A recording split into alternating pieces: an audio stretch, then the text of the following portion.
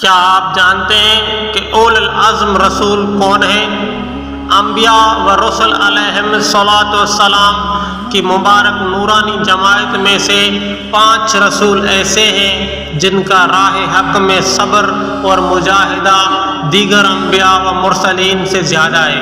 حضرت مولانا امجد علی اعظمی رحمۃ اللہ علیہ فرماتے ہیں کہ نبیوں کے مختلف درجے ہیں، بعض کو بعض پر فضیلت ہے، اور سب میں افضل ہمارے آقا مولا سید المرسلین حضور صلی اللہ علیہ وآلہ وسلم ہے۔